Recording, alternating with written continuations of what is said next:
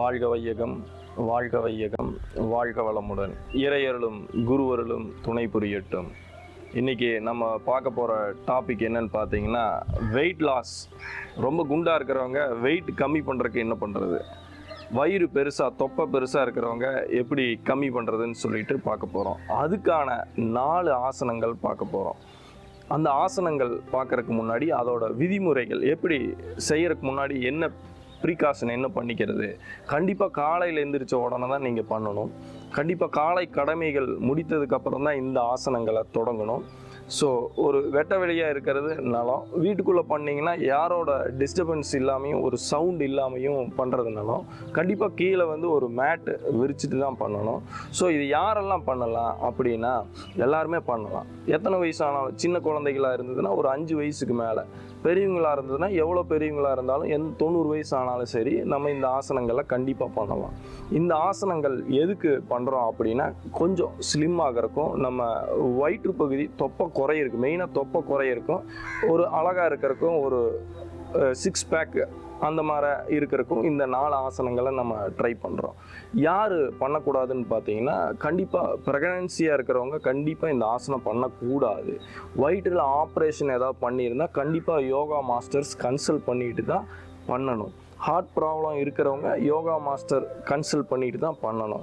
So இந்த விதிமுறைகள் இருக்குது. நம்ம ஹேண்டு லெக்ஸ் ஃப்ராக்சராக இருக்கிறவங்களும் கண்டிப்பாக கன்சல்ட் பண்ணிட்டு தான் பண்ணணும். ஸோ இது இயற்கையாக இந்த 4 ஆசனங்கள் நிறைய விலங்குகள் பண்ணிகிட்ருக்கு. ஒரு டாக் எடுத்துக்கிட்டிங்கனாலும், ஒரு கேட் எடுத்துக்கிட்டிங்கனாலும் இந்த ஆசனம் காலையில் எந்திரிச்சோன்னு பண்ணும். ஸோ அதெல்லாம் கொஞ்சம் ஸ்லிம்மாக இருக்கிறத நீங்கள் பார்த்துருப்பீங்க. ஸோ எல்லாருமே ஸ்லிம்மாக இருக்கணும். ஸோ பியூட்டியாக இருக்கணும். உங்கள் ஃபிசிக்கல் பாடியை ஃபிட்டாக வச்சுக்கணும். உங்களோட வயிற்று பகுதி அழகாக இருக்கணும். அதில் 6 பேக் நல்லா அழகாக இருக்கணும்னு சொல்லிட்டு இந்த ஆசனங்களை நம்ம பார்க்க போகிறோம். இந்த 4 ஆசனங்கள் பேர் என்ன அப்படின்னா, ஃபஸ்ட்டு ஆசனா சக்கராசனா, 2வது ஆசனா தனுராசனா, 3வது ஆசனா நௌகாசனா, 4வது ஆசனா நவாசனா. ஸோ இந்த 4 ஆசனங்கள் எப்படி செய்கிறதுன்னு பார்க்குறோம். இந்த 4 ஆசனங்களையும் எத்தனை நேரம் செய்யணும்னா, உங்களால் எவ்வளோ நேரம் முடியுதோ ஒவ்வொரு ஆசனமும் செய்யணும். ஒவ்வொரு ஆசனாவுக்கு இடையிலையும் 2 மினிட்ஸ் ரிலாக்ஸாக படுத்துருக்கணும். ஸோ ஒவ்வொரு நாளும் இன்றைக்கி 5 செகண்டு தான் ஒரு ஆசனம் பண்ண முடியுதுன்னா, நாளைக்கு ஒரு 10 செகண்ட் 20 செகண்ட் இன்க்ரீஸ் பண்ணிக்கிங்க. ஒரு நாளைக்கு ஒரு ஆசனாவை 2 தடவை செய்யலாம். ஸோ உங்கள் டைம் இருந்ததுன்னா 2 தடவை செய்யுங்க. டைம் கம்மியாக இருந்ததுன்னா ஒரே தடவை தான் செய்ய முடியும். ஸோ உங்கள் காலை கடமைகள் முடித்ததுக்கப்புறம் இந்த ஆசனா செய்யலாம். ஒருவேளை நீங்கள் குளிச்சிருந்தீங்கன்னா 15 நிமிஷத்துக்கு அப்புறம் தான் செய்யணும். ஆசனா பண்ணிவிட்டு ரிலாக்ஸ் 2 மினிட்ஸ் முடிச்சுட்டு நீங்கள் அதுக்கப்புறம் குளிக்க போகிறவங்களா இருந்ததுன்னா 15 நிமிஷம் கழிச்சு தான் குளிக்கணும். ஒருவேளை சாப்பிட்றவங்களா இருந்ததுன்னா ஒரு அரை மணி நேரம் கழித்து சாப்பிடுங்க. சாப்பிட்டு பண்ணுறவங்களா இருந்தால் 2 ஹவர்ஸ் கழிஞ்சு தான் பண்ணணும். ஸோ இதெல்லாம் விதிமுறைகளில் இருக்குது. நீங்கள் சுற்றுப்புறத்தில் தூய்மையாக வச்சுக்கோங்க. தூய்மையாக வச்சுட்டு தான் அந்த ஆசனா பண்ணணும். ஒரு மேட்டு விரிச்சுக்குங்க. ஸோ காற்றோட்டமான பகுதிகளாக இருக்கணும். ஸோ இந்த மாதிரி பண்ணும்போது உங்களுக்கு ஆக்சிஜன் நிறையா கிடைக்கும். ஆசனா நல்லா பண்ண முடியும். எந்த டிஸ்டர்பன்ஸ் இல்லாமையும் பண்ணுங்கள். இப்போ எப்படி ஆசனா செய்கிறதுன்னு பார்ப்போம். அது ஃபர்ஸ்ட் ஆசனா, பெஸ்ட் ஆசனாவை நம்ம சக்கராசனா பண்ண போகிறோம். அந்த சக்கராசனா பண்ணுறதுக்கு ஒரு யோகா மேட்டில் ஒரு காற்றோட்டமான அமைதியான இடத்துல காலை நேரத்தில் நம்ம இந்த மாதிரி ஸ்லீப்பிங் பொசிஷனில் படுத்துக்கிறோம். படுத்துட்டு கைகளோட பாம் நம்ம தலைப்பகுதிக்கு பக்கத்தில் கீழ் நோக்கி நிலத்தை நோக்கி வைக்கணும். கால் பகுதியை நல்லா மடக்கி காலில் இருக்கிற பாதங்கள் கீழே இருக்கணும், முட்டி மேல் நோக்கி இருக்கணும். ஸோ கால் பாதமும் கையில் இருக்கிற உள்ளங்கையும் ஒரே திசையை நோக்கி இருக்கணும். மூச்சு நல்லா இழுத்துக்கிறீங்க. மூச்சு மெதுவாக இழுங்க. பாடி லிஃப்ட் பண்ணுங்க. முட்டி நேரா இருக்கணும். கை முட்டி கால் முட்டி நேரா இருக்கணும். இந்த மாதிரி ஸ்ட்ரெச் பண்ண மாதிரி இந்த ஆசனாக்கு பேரு சக்கராசனா. இது சக்கர மாதிரி ஒரு வீல் மாதிரி இருக்கும். பாடி அழகா ஒரு போஸ்டர் இருக்குது. ஒரு வீல் மாதிரி ஆஃப் சர்க்கிள் இருக்கு. ஸோ இந்த பொசிஷன்ல எவ்வளவு நேரம் நிற்க முடியுமோ அவ்வளோ நேரம் நில்லுங்க. கைக்கும் காலுக்கும் நல்ல ஸ்ட்ரென்த் கிடைக்கும். வயிற்று பகுதியில் இருக்கிற கொழுப்பு நல்லா கரையும். இடுப்பு பகுதியில் இருக்கிற கொழுப்பும் கரைஞ்சு வயிறு நல்லா ஸ்லிம்மா, பாடியை ஸ்லிம்மா வைக்கக்கூடிய பெஸ்ட் ஆசனா சக்கராசனா. ரிலாக்ஸ். மெதுவா கீழே இறங்குங்க. ஓகே, ஸ்லீப்பிங் பொசிஷனுக்கு கை வச்சுக்கோங்க. ஓகே, ஓகே 2 மினிட்ஸ் ரிலாக்ஸாக படுத்துருக்கணும். எவ்வளோ நேரம் நீங்கள் ஆசனா பண்ணீங்களோ அதோட டபுளாக வந்து ரிலாக்ஸாக படுத்துருக்கணும். ரெண்டாவது ஆசனா பார்க்க போகிறோம். இந்த ரெண்டாவது ஆசனாக்கு பேர் தனுராசனா. எப்படி பண்ணுறதுன்னு பார்க்க போகிறோம். இந்த ஆசனாக்கு மல்லாந்து படுத்த மாதிரி, அதாவது கீழ் நோக்கி படுத்த மாதிரி நம்ம படுத்துக்கணும். சின் வந்து கீழே முட்டி இருக்கணும், கால் நேரம் இருக்கணும். ஸோ காலை மடக்கிக்கிறோம்,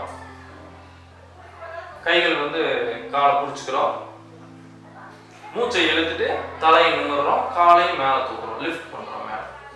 ஸோ தனுராசனா ஒரு வில்லு மாதிரி வளைஞ்சு பாடியை வந்து நல்லா ஸ்ட்ரெச் பண்ணி நல்லா வளைஞ்சு வில்லு மாதிரி இருக்கு. ஸோ நேரத்துல பார்த்தீங்கன்னா நம்ம வயிறு இடுப்பு பகுதி மட்டும்தான் கீழே முட்டி இருக்கு.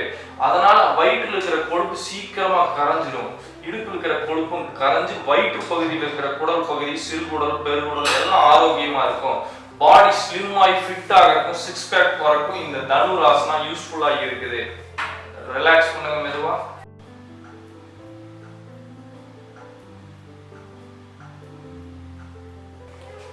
இந்த பொசிஷன்ல 2 மினிட்ஸ் வந்து நீங்க ரிலாக்ஸ் பண்ணணும். எவ்வளவு நேரம் தனுராசனா பண்ணீங்களோ அவ்வளவு நேரம் நீங்க ரிலாக்ஸ் பண்ணணும்.